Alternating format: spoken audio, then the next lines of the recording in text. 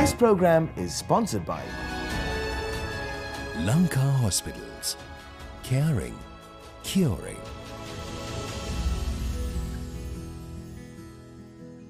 Hello everyone, welcome to our television's Mediline. We conduct this program to spread awareness on health and well-being so that you could make the best out of your life.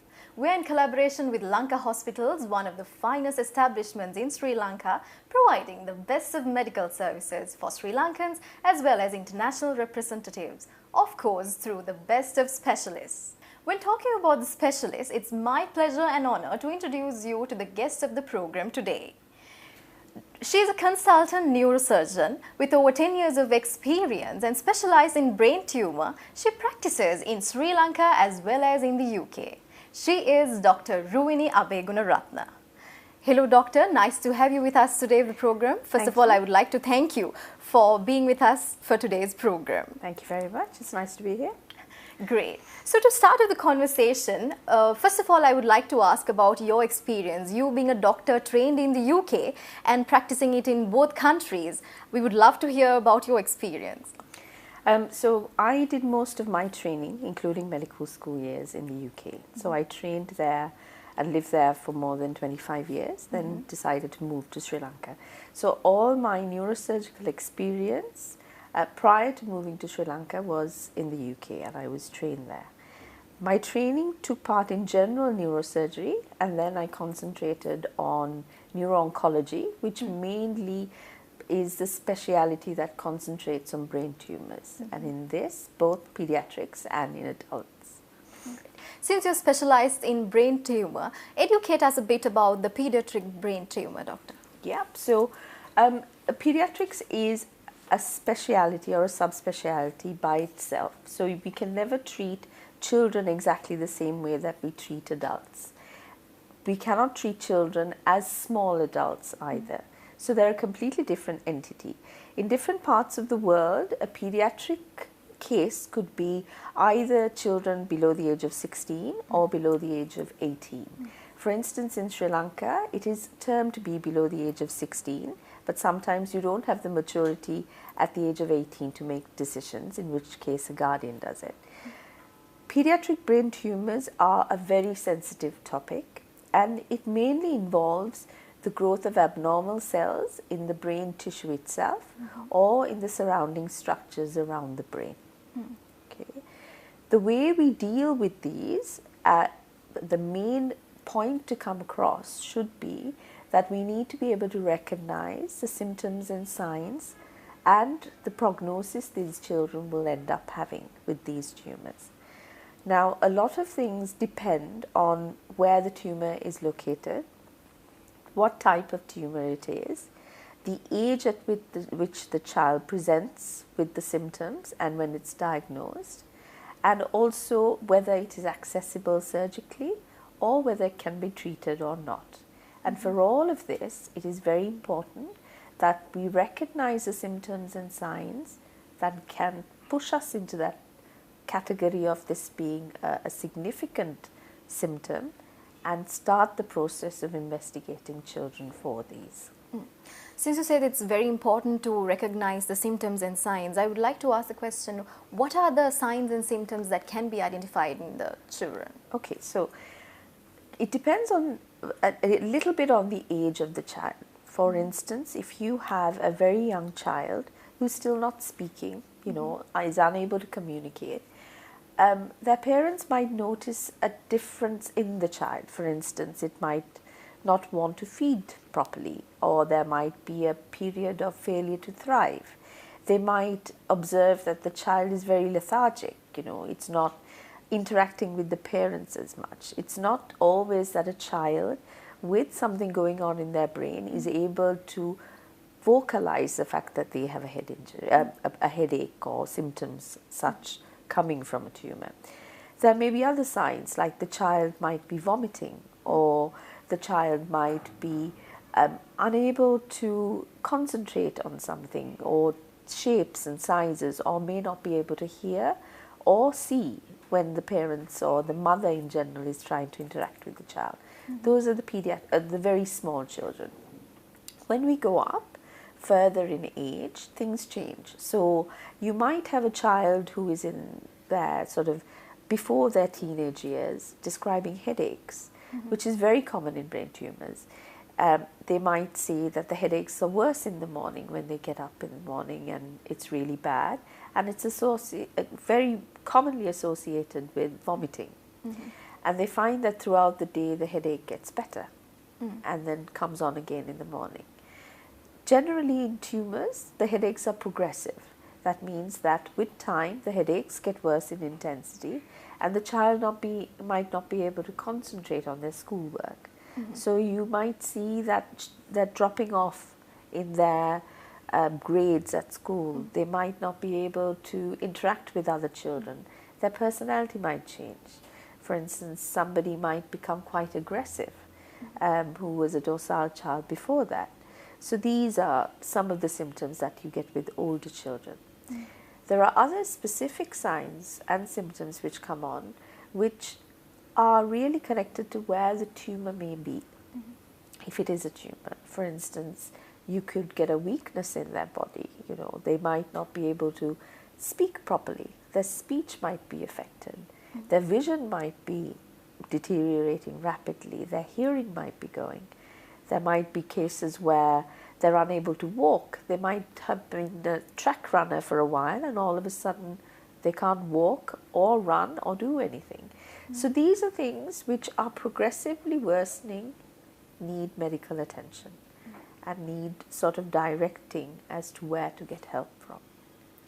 So in this process, how do you diagnose this brain tumor and who are the personnel involved in the investigation process? Okay, so the most important people, a lot of times what we hear is that the parents have been repeatedly going to doctors and they've been saying, oh, it's part of growing up. Okay, the children rarely complain. It's very important. It's not like adults. Adults complain about a lot of things and come early. But children rarely complain about headaches and symptoms such as vision being affected, hearing being affected. And the parents see this. And most of the time we see that they've gone to multiple doctors because they've not been taken seriously as such. So the first person to go and get a good examination started and a history taken is the general practitioner or the pediatrician that the child is under.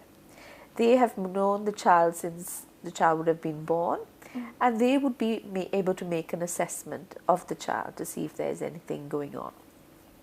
After that initial history, what happens is if they feel that there are concerning factors, they would generally say, get the child seen by a pediatric neurologist who concentrate on the neurological examination and the system. If a brain tumor is then diagnosed, it becomes a multidisciplinary approach to treating that child. So the neurosurgeons get involved. So it's a collective. So the parents are the main people who will point out that something's wrong with the child themselves, a general practitioner who looks after the child, or a pediatrician who has known the child all its life, and then a neurologist and a neurosurgeon. So that's the team that's involved. The second thing that happens is the diagnosis involves a certain cascade of things. The first thing is a good history and a good examination by a neurologist. So the child's examined from top to bottom, their eyes will be looked at, their hearing will be checked, and neurological tests are completed. Okay? They then would organize certain investigations.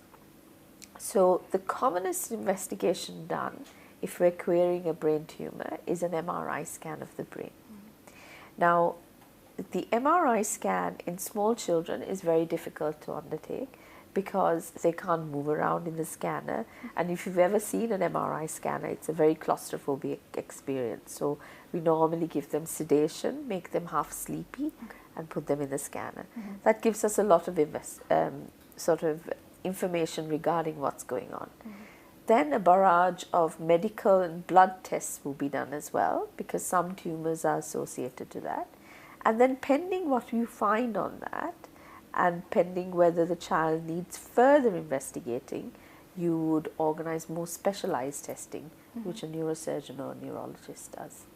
So doctor, after diagnosing this brain tumor of a child, how do you treat the child?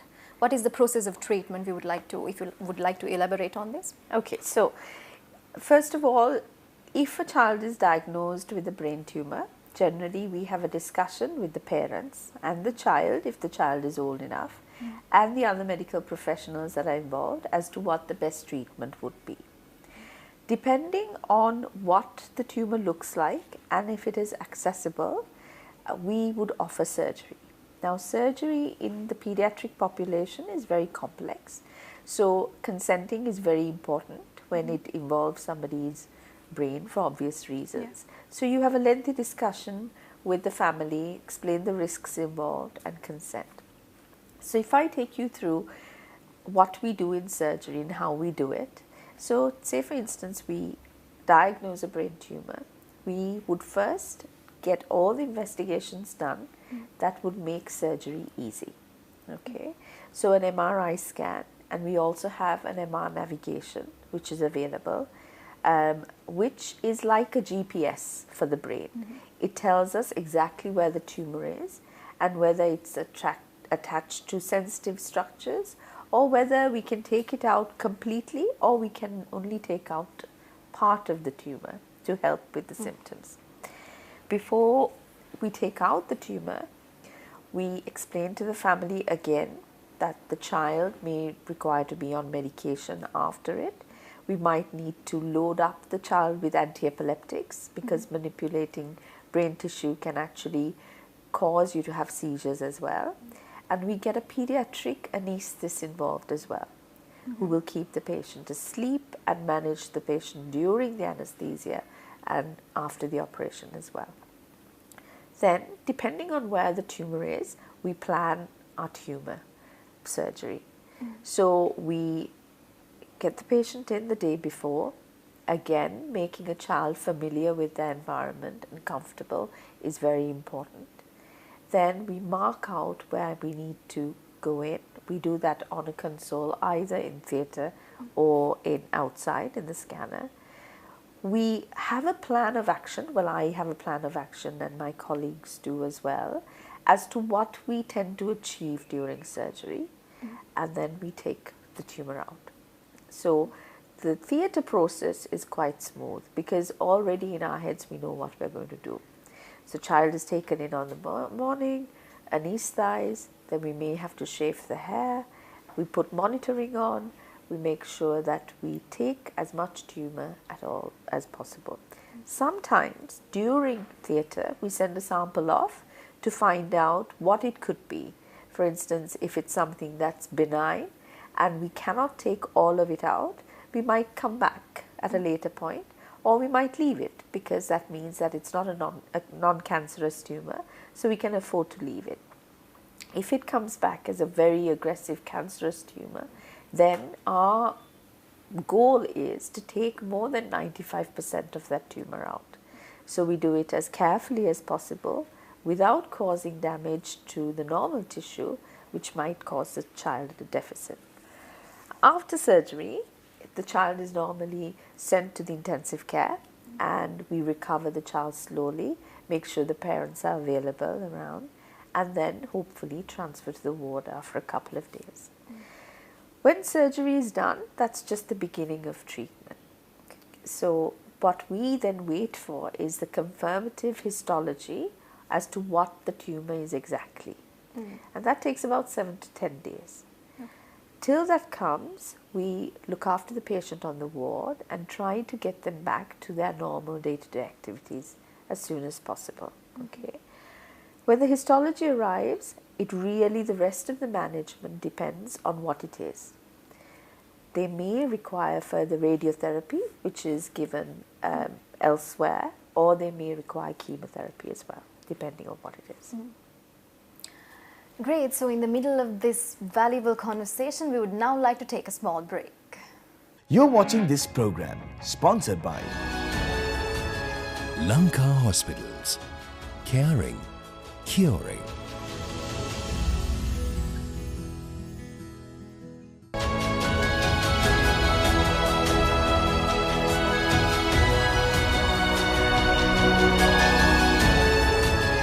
Lanka Hospitals. Caring, curing.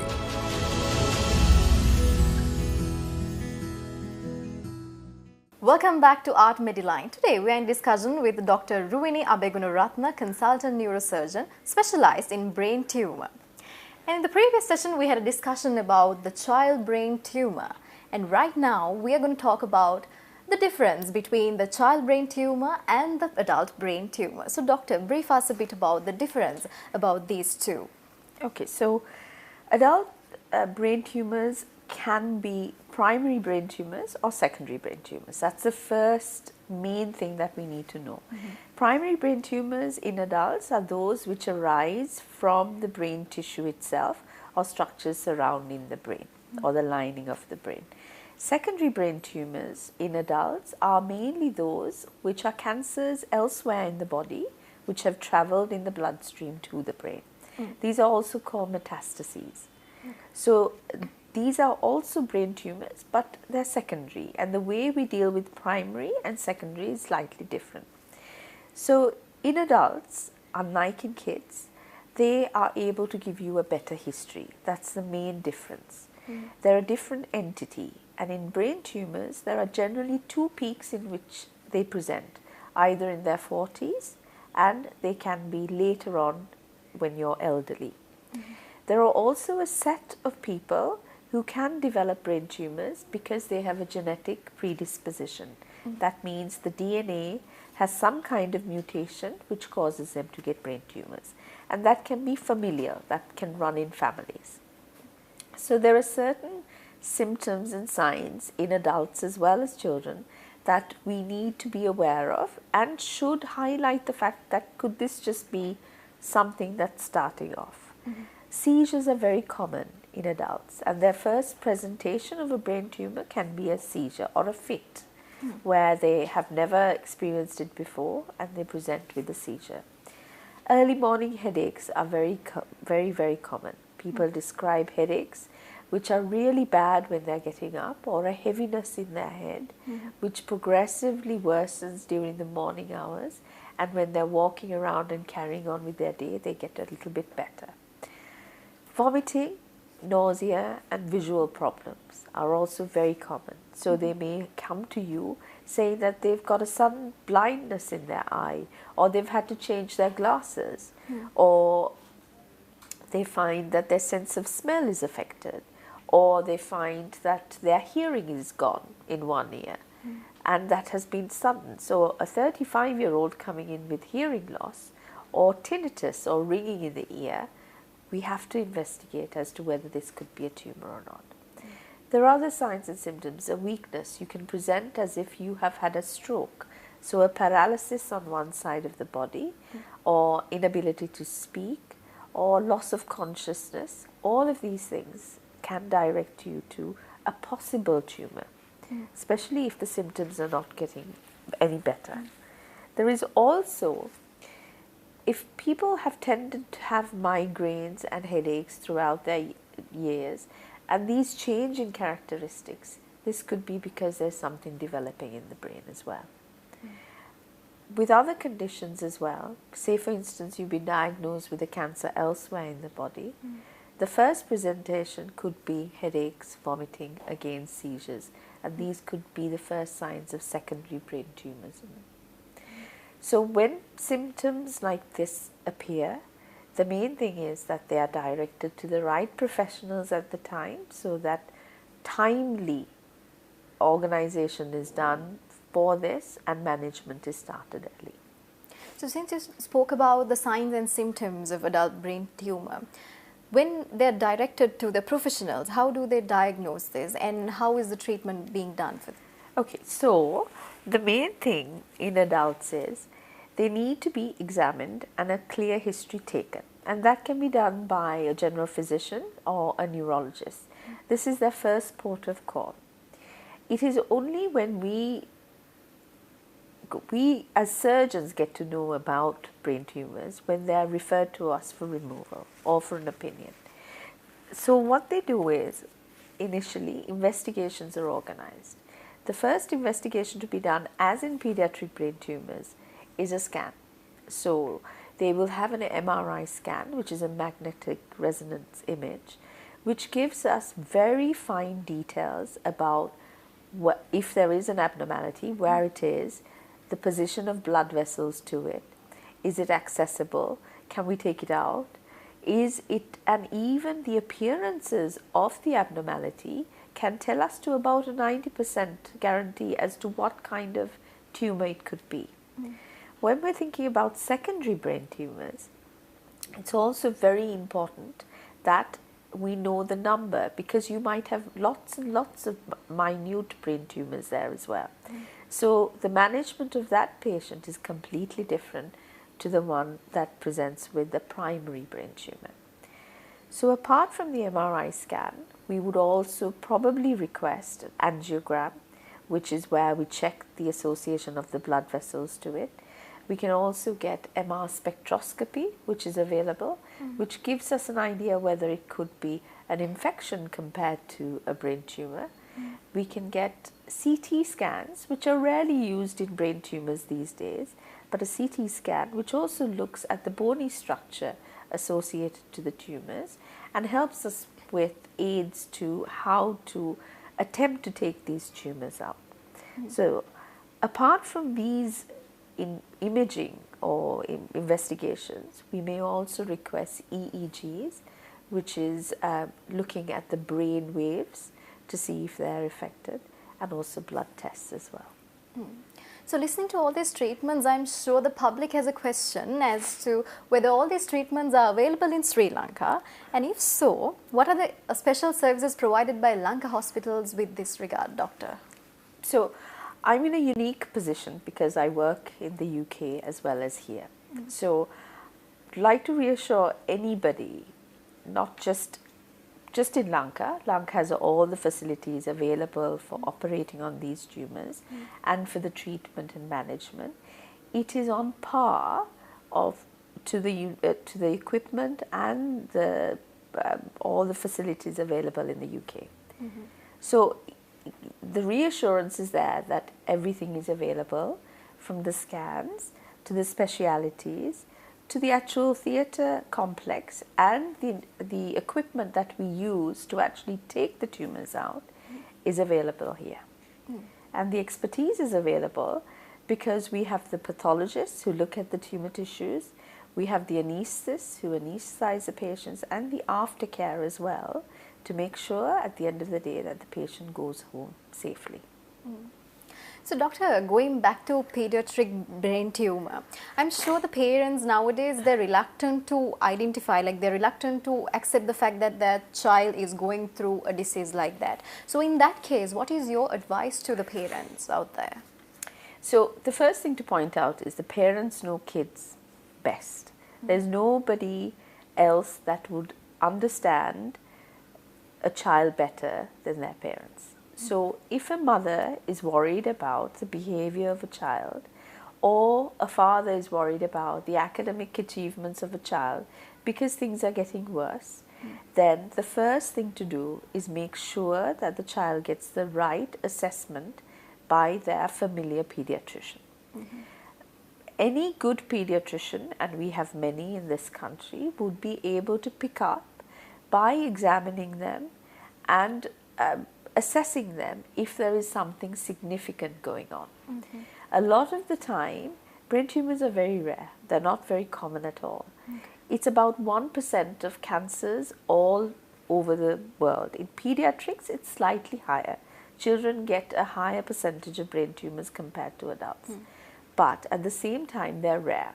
So there may be other cases and other causes for the symptoms as well. So taking the child to a pediatrician or a neurologist is the first port of call. So when talking about all these treatments, doctor, public would have the question of asking whether it's cost effective, because brain tumor does not come to the people with money and with no money. We can't really differentiate it because it's a disease. So in this regard, what have you got to say whether do everyone has the access for the treatments for brain tumor, doctor? In Sri Lanka, we are in a unique position. Working in two healthcare systems in the UK and here, the work that the specialists do in the government sector is on par with anywhere else in the world. The only problem that the small problem that comes in, which is actually a major problem sometimes, is the volume of the number of patients that they'd have to deal with is significant compared to other countries and also compared to the private institutions. So in the UK, we have 26 neurosurgical units in the country. In Sri Lanka, it's far, far less. In the UK, we have 300 neurosurgeons. Here, we have possibly 20 neurosurgeons. So for a 26 million population. So it's a matter of volume. The resources are available. The expertise is available in this country. But sometimes you can't get the treatment soon enough, not because of a fault of any of the professionals involved, but because the resources are not available. Now, the private hospitals do have a cost issue. They're private hospitals. But at the same time, when we're treating these tumours, a lot of the cost has been cut down so that we are trying to make it accessible as possible to everybody. Thank you so much, Doctor, for joining with us today with Art Mediline. It was a great pleasure having you. That concludes today's session on Art Mediline. I'm sure you got so much knowledge and information about brain tumors, and it's always about taking action. And if you need any help and for more details, you can now call the Neuro Center of Lanka Hospitals through 077-253-6387. Thank you for joining with us. See you again with another session on Mediline. Thank you.